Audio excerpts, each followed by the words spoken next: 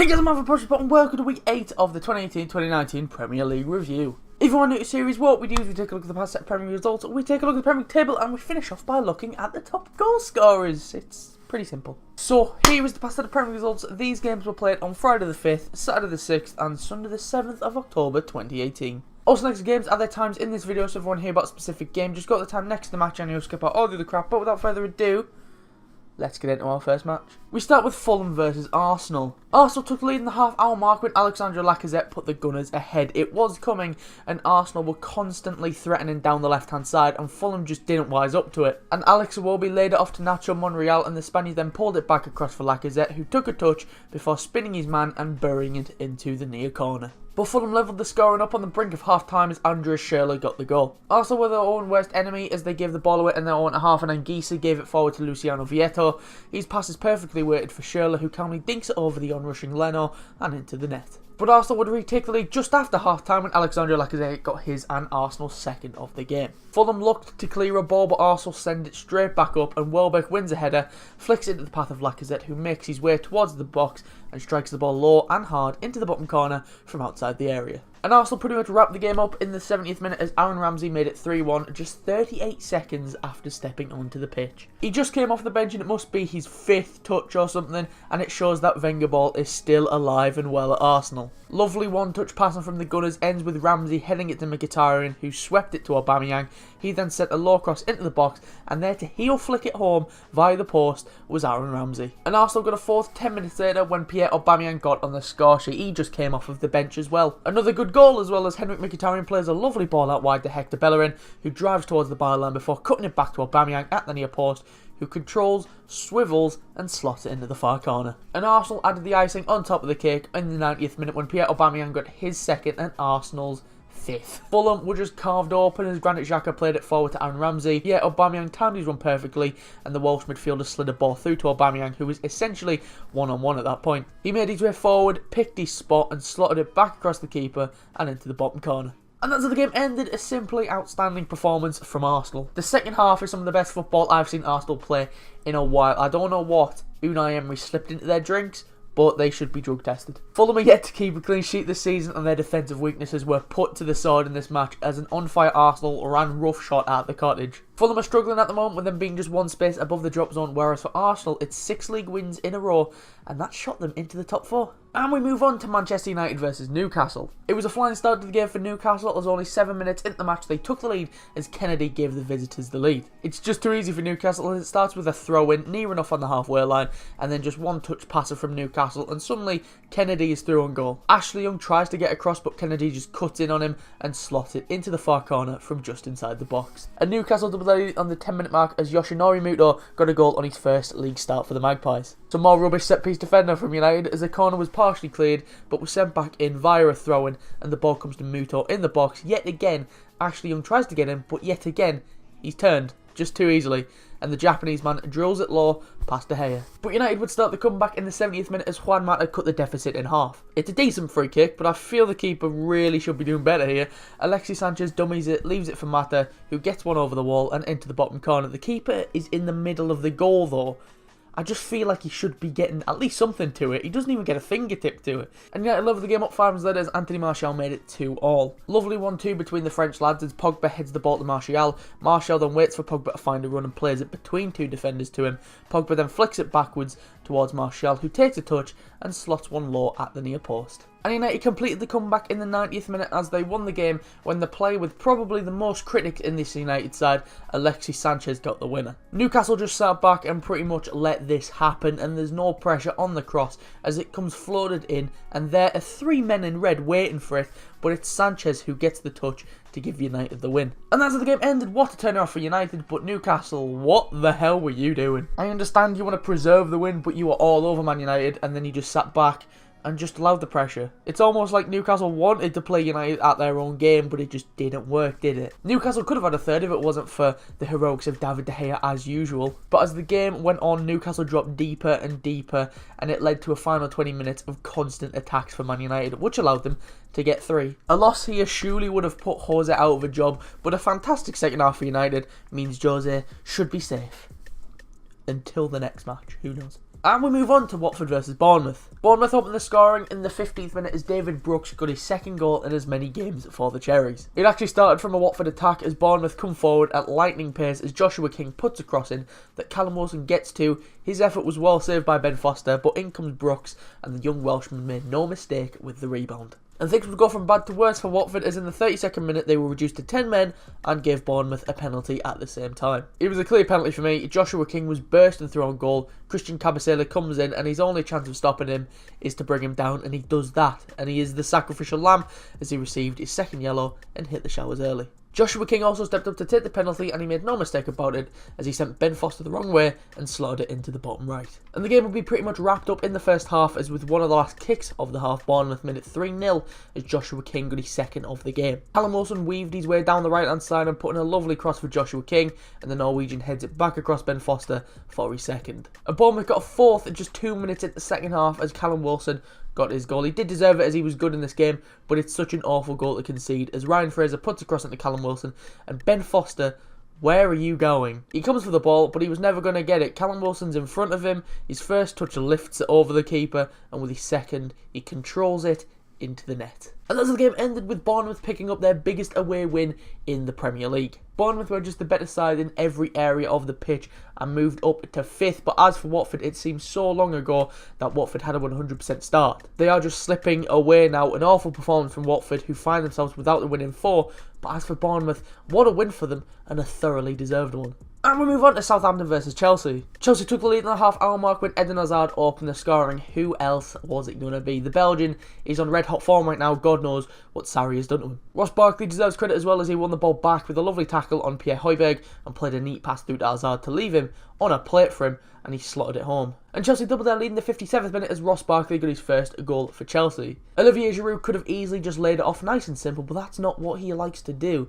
As the ball was floated into the middle from a Chelsea free kick, Giroud bicycle kicks it across goal for Barkley, who was left with a simple tap-in. And Chelsea had their third with the final kick of the game as Alvaro Morata got a much-needed Premier League goal. A lovely passing exchange for Chelsea, and it's one of those exchanges where the fans chant "Olé" after every pass, so that's how long the exchange went on for. They just run rings around the Southampton midfield and defence at the same time, and it ends with Eden Hazard cutting inside and prodding a ball through to Alvaro Morata in the middle, who calmly dinked it over the on-rushing keeper. And as the game ended, Chelsea were just all over Southampton in this one. Southampton actually did have more shots on target than Chelsea, but despite that, I never thought they were going to score. Ross Barkley has had a bit of a tough time at Chelsea, and hopefully this will be the restart to his career that he needs and he can shoot up for me, because I actually quite like him, to be fair. Another defeat for Southampton against the Big Six sides, and they haven't beat the Big Six sides in 26 games, and they are slowly creeping their way towards that drop zone as Chelsea's unbeaten start to the Sarri era moves on. And we move on to Leicester versus Everton. Everton got the first goal of the Saturday 3 o'clock kickoffs as Richarlison put them ahead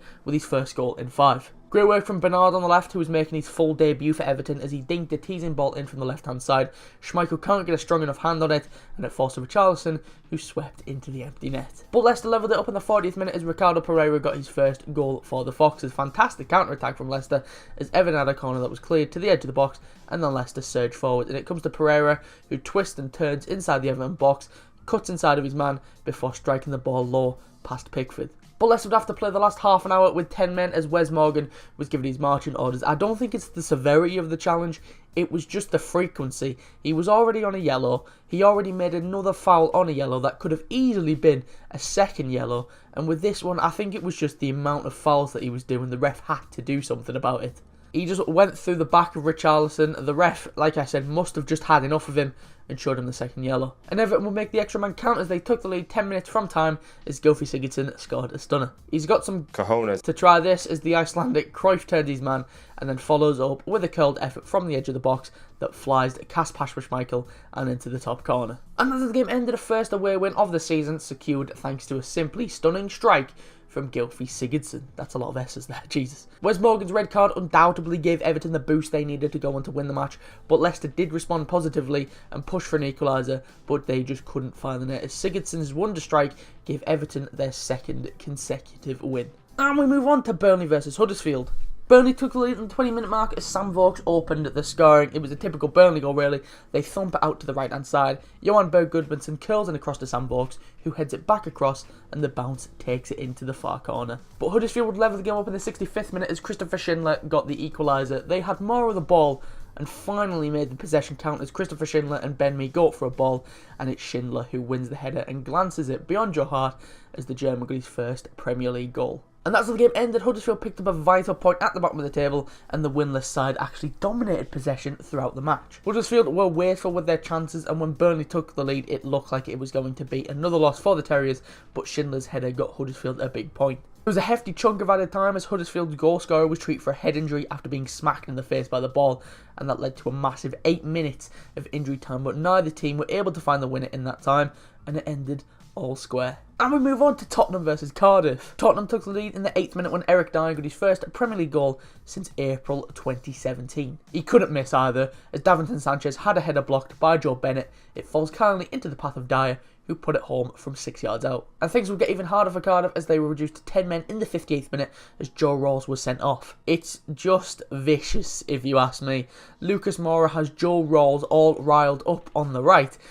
Oh god, that took some time to do. And in order to stop him, Rawls makes no attempt to play the ball whatsoever. He's not the last man, but the challenge is high, it's cynical, and it's worthy of a red. And as the game ended, an unconvincing win from Spurs. Cardiff did respond well after going behind and could have been level as Toby Alderweireld cleared an effort off of the line by Josh Murphy. Tottenham lost their way a bit after going ahead, but should have extended their lead as Lucas Moura missed 2 good chances and Son Heung-min fired over the bar. Cardiff are just extending their worst start to a season and have not won any of their first 8 games and slump to the bottom of the table. And we move on to Brighton versus West Ham. There wasn't much to talk about in the Friday games, but we did get a goal in the 25th minute, and it was the best striker to ever play the game. Who scored it?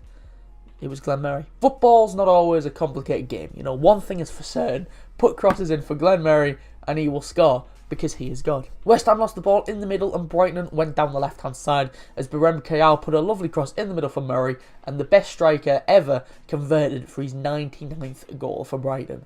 And as the game ended with Brighton picking up a big win going into the international break. Look, I know it's a bit of a meme, but let's just talk about how good Glenn Murray is. Honestly, you know, Glenn Murray is actually class when it comes to home games. Check these stats out, right? Since the start of the 2016-17 season, in home games, the man has started 37 and scored 30. What a bloke. West Ham had chances and responded positively after going behind. Balbuena had the Irons' best chance heading wide from point-blank range.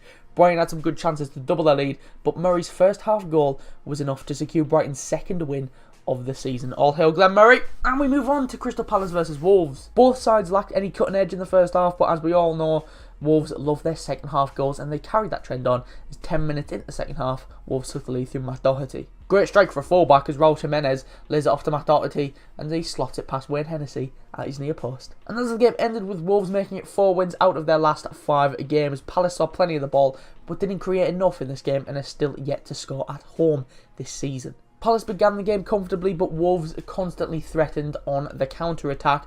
Wolves could have extended their lead as Ivan Cavallero strike cannoned off of the bar, as Wolves have achieved their best ever run in the top flight since 1979, but for Roy Hodgson's side, they are now without a league win in their last 7. And finally, we've got Liverpool versus Manchester City. The big game of the weekend. Oh, it wasn't a classic at all, but it was a decent game. More of a tactical match this one, rather than everybody just going balls to the wall. But Man City would get the perfect chance to win the game in the 86th minute when they were given a penalty. Leroy Sané burst into the area. Virgil van Dijk tried to get across to clear. He gets it onto the ball, gets all of Sané, and it's a clear penalty for me. Riyad Mahrez stepped up to take it, but he doesn't even hit the target as he skies it well over the bar. And I mean sky. Like, it is, I don't think it's came down yet, to be honest. And as the game ended, City fans will be kicking themselves that they somehow didn't win this match with that penalty. Quite funny that Mahrez and Jesus were arguing about who was going to take it, but to be fair, in the entire City squad, none of them are in my top 5. Mahrez has missed 5 of his last 8 penalties in the league, and Jesus has only scored 1 and 3, so neither of them have good records. Van Dijk will be counting his lucky stars that he got away with that one, as with this result, it saw 1st, 2nd and 3rd place all on 20 points. Right, so that's the game gone for this time. Before we go, let's take a look at the Premier League table and top goal scorers, starting off with the Premier League table. Starting with top 5, and as you can see, Man City, Chelsea and Liverpool are all on 20 points and are separated by just goal difference. Arsenal hopped into 4th after putting 5 past Fulham, and Tottenham make up the top 5 after narrowly beating Cardiff. Moving on to the bottom 5, and Cardiff are on the bottom still without a win after losing to Tottenham. Newcastle should have had their first win of the season, but somehow threw a 2-goal lead away at Man United. Huddersfield make up the relegation zone after picking up a point against Burnley. Fulham are 17th after being spanked by Arsenal, and Southampton make up the bottom 5 after losing to Chelsea. Moving on to the top goal scorers, and as you can see, Eden Hazard is on the top and added a goal to his tally against Southampton.